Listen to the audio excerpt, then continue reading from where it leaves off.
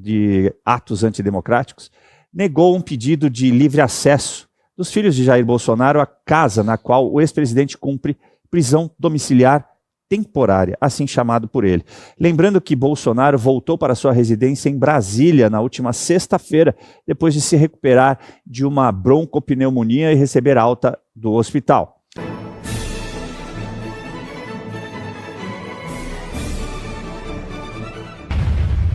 A reflexão, espero que tenha gostado, comente aí. O ministro Alexandre de Moraes, excelente exemplo de quem se acha alguma coisa, né? Um herói nacional que salvou o Brasil de atos antidemocráticos, negou um pedido de livre acesso dos filhos de Jair Bolsonaro à casa na qual o ex-presidente cumpre prisão domiciliar temporária, assim chamado por ele. Lembrando que Bolsonaro voltou para sua residência em Brasília na última sexta-feira, depois de se recuperar de uma broncopneumonia e receber alta do hospital. Em sua decisão, Moraes disse que a prisão domiciliar de 90 dias foi concedida de forma excepcionalíssima e exclusivamente em razão de saúde, sem alterar o regime do cumprimento de pena que permanece sendo o fechado, e que a substituição do local de cumprimento da pena não se confunde com a progressão para um regime mais brando. E hoje, Moraes deu prazo de 24 horas para que a defesa de Jair Bolsonaro explique o possível descumprimento das regras da prisão domiciliar após a divulgação de um vídeo em que o deputado cassado, Eduardo Bolsonaro, afirma que mostraria as imagens ao pai. No despacho, Moraes cita a veiculação de um vídeo no X, antigo Twitter, em que Eduardo aparece gravando sua participação na Conferência da Ação Política Conservadora, o CPAC, nos Estados Unidos, e afirmando que enviaria o conteúdo ao pai. Veja o vídeo que você vai entender melhor. How are you all?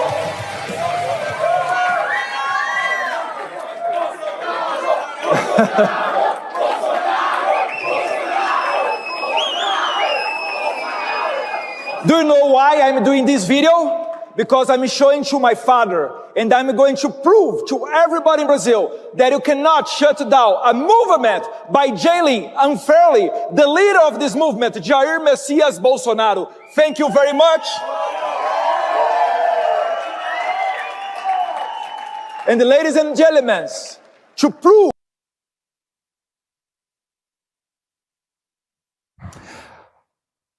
É até difícil comentar, né? Mas veja só. O fato de eu gravar um vídeo e dizer que vou mostrar a alguém não significa nem que eu vou mostrar hoje, nem que eu vou mostrar amanhã. Nem que eu vou enviar por WhatsApp, nem que eu vou fazer qualquer coisa.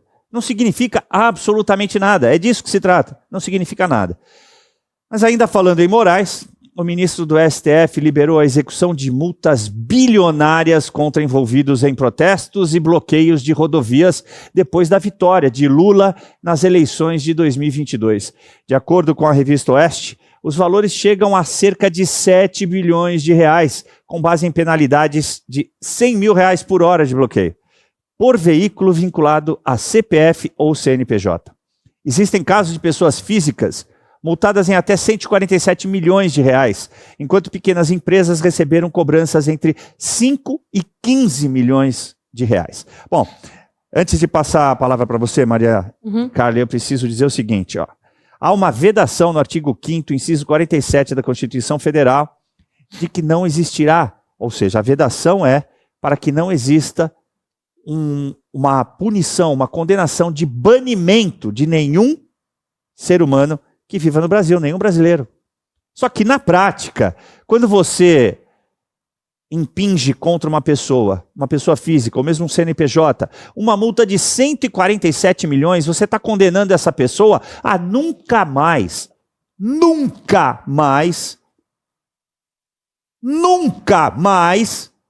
ter um cartão de crédito, ter uma conta bancária, poder mover as suas contas, ter vida financeira. E quando você não tem vida financeira, você vai ter que tipo de vida? Você vai depender de uma pessoa porque você não existe mais como CPF.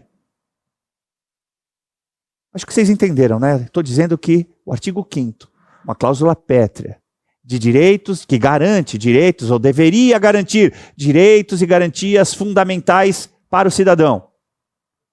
e que veda qualquer pena de banimento, ou equivalente, análoga, mas que esse ministro impingiu contra essas pessoas, numa demonstração pura de ódio. Só não é contra mulheres.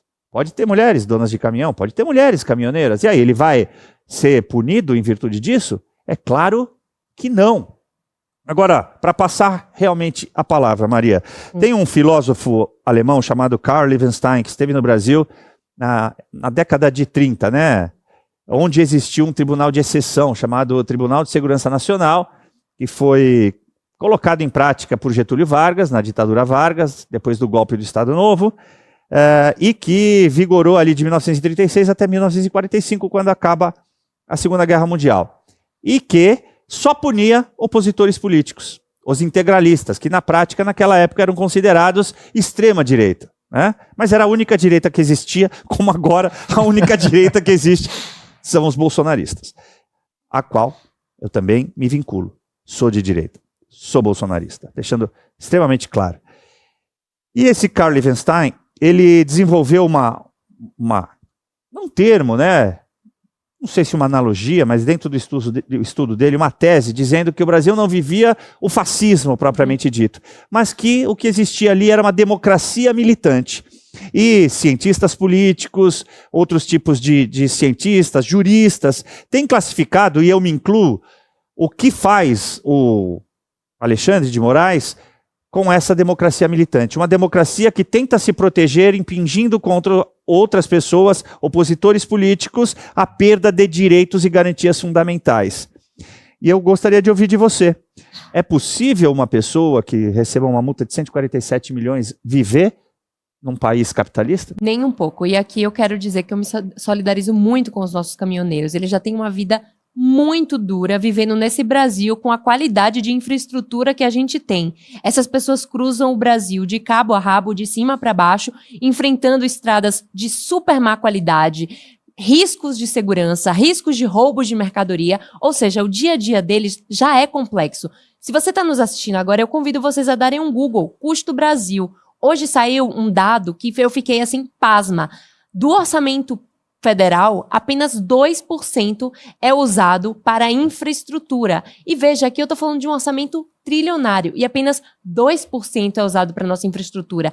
Especialistas calculam que o orçamento ideal, assim, mais baixo ideal, seria de 4,5%. Ou seja, os caminhoneiros já sofrem com isso no dia a dia. O momento político para eles não é dos melhores. A gente vê uma questão problemática em relação ao aumento do preço dos combustíveis, desencadeados por uma série de fatores, principalmente fatores domésticos, tá? Aqui eu me refiro à incompetência do monopólio da Petrobras em relação à oferta de distribuição do petróleo e da gasolina no Brasil, a dependência de diesel externo. A gente ainda não é autossuficiente em relação ao diesel, e isso impacta o preço do combustível, consequentemente piorando ainda mais o custo de vida dos caminhoneiros e a sua qualidade de trabalho. O Brasil está ameaçando parar. Esse é o momento de multar essas pessoas que carregam o Brasil nas costas? Eu vejo que, assim, há um erro de cálculo tremendo, ou sequer nem se importa com esse cálculo. É rir na cara do trabalhador brasileiro. E eu li aqui um comentário muito pontual de alguém que falou assim, tentando abafar o escândalo da CPMI, do INSS e de outros. Será que isso é cortina de fumaça? É interessante, a visão é interessante. Não só o caminhoneiro, como você disse, é bastante aviltado, né?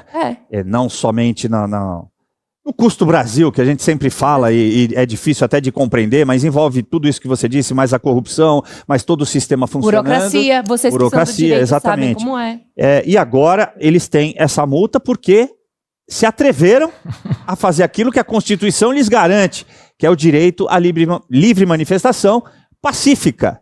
Eles não portavam armas, mas também em 8 de janeiro aconteceu. E o que me assusta, João, te passando, eu te mostrei aqui que eu estou na metade do livro, né, Teologia Política, do Karl Liebenstein, que é um jurista avesso, digamos assim, a tudo que o Estado de Direito determina. E aí digo por quê. Porque a frase célebre, né, celebrizada da tese do trabalho dele é: soberano é quem decide sobre o estado de exceção. Então, será que é possível, neste momento, a gente dizer habemos soberanos? Nós temos um soberano, esse soberano é Alexandre de Moraes, que decide sobre tudo e todos e sobre, principalmente, o estado de exceção. Ele definiu o estado de exceção, mas antes de passar, já ponho mais uma premissa aí de minha própria autonomia, como dizia aquele personagem. Nós não temos um AI, ou seja, um ato institucional, né, feito por ele, mas nós temos um inquérito, chamado Inquérito do Fim do Mundo, 4781, tem 7 anos. A gente podia muito bem colocar qualquer número e chamar de ato institucional. Nós também não temos um Estado autodeclarado ditador, né? Como teria feito o próprio Getúlio Vargas, que eu disse aqui, instituindo um tribunal de exceção, um Tribunal de Segurança Nacional. É covardia? É omissão? Ou é tentar acolher a opinião pública para dizer que ele foi o herói nacional defendendo a nossa democracia, João? Veja, Caivano, como esse termo que você trouxe, soberano, aplica-se muito bem ao Alexandre de Moraes, isso é evidente, e como a Maria bem colocou, ele busca também esse holofote, que entendo que ele busca o holofote a todo instante, e busca levar o debate público para a opinião pública, sempre para o outro. Quando está chegando muito perto dele ou da esposa dele, o contrato dele, aparece uma nova decisão dele, e ele, como soberano, vai decidindo sobre tudo mesmo, né? Ele decide a questão do Jair Bolsonaro, ir para a prisão domiciliar, quem pode visitar, quem não pode, que horas pode, quanto tempo pode, qual é a comida, que hora vai no toalete, se pode tomar água, se pode tomar café, se pode tomar suco, se tem coxinha ou não tem coxinha. Aí ele vai agora e aplica a multa aos caminhoneiros, multas impagáveis, assim como aplicou no julgamento do 8 de janeiro, multas impagáveis para as pessoas, né, que é uma espécie de exclusão da instituição. E a gente fica nessa dificuldade inteira, porque todos os escândalos recentes do Brasil, né, dessa nova república, vamos colocar assim, estava sempre o aspecto político envolvido. Então ia lá uma briga política, você afastava o político, o judiciário ficava meio ali que não tão no centro da discussão, fazendo ali o julgamento, ponderando ali, evidentemente, mas as decisões eram políticas, a gente vê desde o Collor, enfim, sempre uma decisão política ali. Só que agora esses atuantes do poder, ilegítimos, eles estão no Supremo Tribunal Federal, então você não tem a quem recorrer, em verdade. E você fica, como exemplo hoje, o Davi Alcolumbre e o Hugo Mota, barrando avanços contra membros do Supremo Tribunal Federal. Membros do Supremo Tribunal Federal decidindo sobre tudo, contrários a eles próprios. Eles não veem constrangimento algum em julgar contra suas próprias jurisprudências em vários temas, como a prorrogação da CPMI, ou a questão do vazamento, quando é o vazamento de informações lá do Vorcaro com a sua namorada ou noiva, foi um grande escândalo para o Gilmar Mendes. Agora, quando foi do Bolsonaro, falando com o Malafaia, com o filho dele, aí estava tudo bem. Então, assim, é 2 pesos e 2 medidas excessivamente. Então, a gente está numa situação de paralisia institucional, ou talvez uma crise de legitimidade, porque esses atores ilegítimos, no caso, grande parte dos juízes do Supremo, o presidente das casas, eles estão ali atuando normalmente como se tivesse tudo certo e não está tudo certo. Exato. E aí você tem a opinião pública que critica parte do que está sendo feito pelo Supremo Tribunal Federal e por esses agentes políticos, outra parte ela chancela, então há uma grande maluquice, ao mesmo tempo a gente apoia,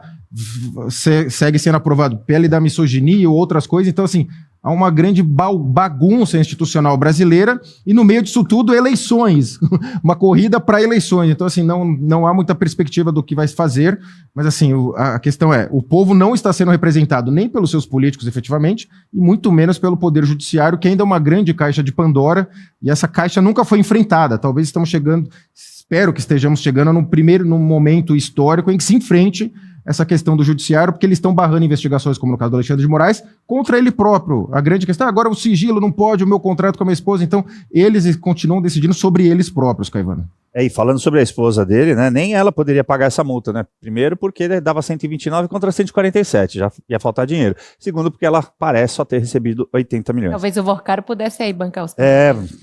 Pudesse, talvez pudesse. Eu costumo dizer, até fiz 3 letrinhas aqui, uma decisão judicial, ela deve seguir o RPD, né?